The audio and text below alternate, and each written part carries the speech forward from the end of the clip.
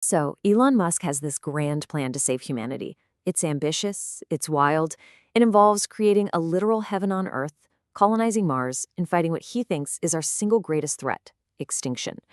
But is it a genius blueprint for our future, or is it a dangerously flawed fantasy? Let's get into it. To really understand where Musk is coming from, you have to start with this quote. For him, this isn't just about birth rates, it's about the survival of consciousness in the universe. This single idea, this fear, is the engine behind pretty much everything he's doing, from rockets to AI. Okay, so in Musk's view, humanity is standing at a critical fork in the road. And down both paths, he sees a potential end to our story. To really get his plan, you first have to understand the two massive threats he's trying to solve for. On one hand, you've got the big, flashy disaster, the Terminator scenario, right? A superintelligent AI goes rogue and boom, it's game over, a sudden end. But then there's this other path, a slow, quiet crisis that he seems way more worried about. Population collapse, a world where we just fade away. So what's his solution to stop us from fading away? Well, the first part is maybe the most radical of all, using technology to build an actual utopia right here on Earth. The whole point is to get rid of the things that cause conflict, like scarcity. I mean, really try to picture this. A world with what he calls radical abundance. Money is basically pointless because AI and robots produce everything we could ever need. Work becomes totally optional. You'd be free to just pursue hobbies, art, whatever gives you meaning. And check out this timeline. He doesn't think this is some far-off sci-fi dream. He's predicting AGI, that's AI as smart as a human, by 2026. Then, just a few years later, a superintelligence that blows past all human intellect combined. This isn't a 100-year plan. He thinks we could see full abundance in about a decade. But, what happens if something goes wrong? What if the AI plan doesn't work out or some other disaster hits us? Well, that brings us to part 2 of the Musk doctrine, the one everyone knows, becoming a multi-planetary species. Mars is the ultimate backup drive for humanity. And make no mistake, it is a race. This table really lays out the state of play. You've got the US, powered by SpaceX, aiming for boots on the ground around 2030. China, on the other hand, is playing a longer game. They want to dominate the moon first, then aim for Mars maybe decades later. But here's the catch. Getting to Mars is only half the battle.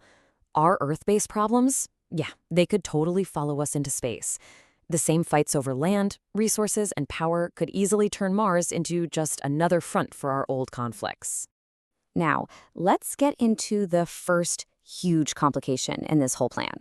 It's a massive paradox sitting right at the heart of everything. The very same AI that is supposed to build our utopia might just be the thing that destroys us. This is the million-dollar question. It's called AI alignment.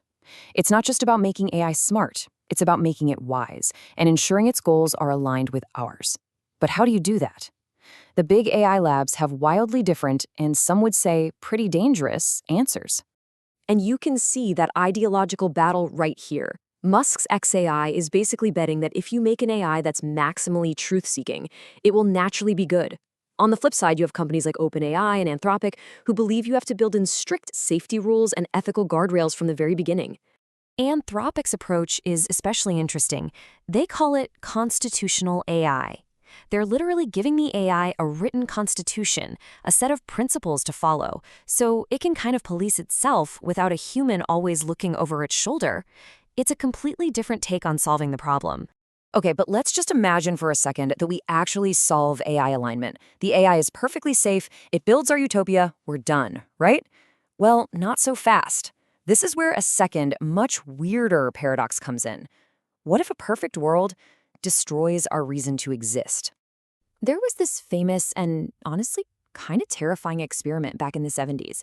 Scientists created a perfect mouse heaven, unlimited food, no predators, everything they could ever want. But it didn't create peace. It led to what they called a behavioral sink, complete social breakdown.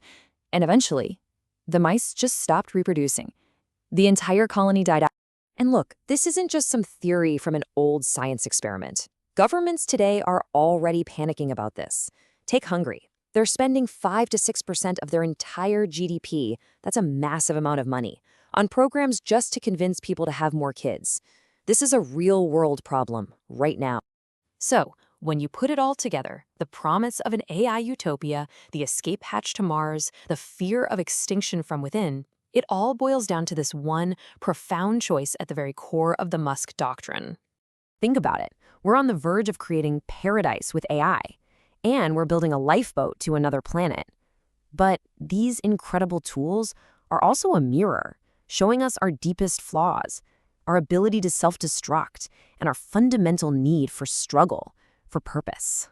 So in the end, this whole grand plan to save humanity really just forces us to ask what it even means to be human. And it leaves us with this one final question to chew on.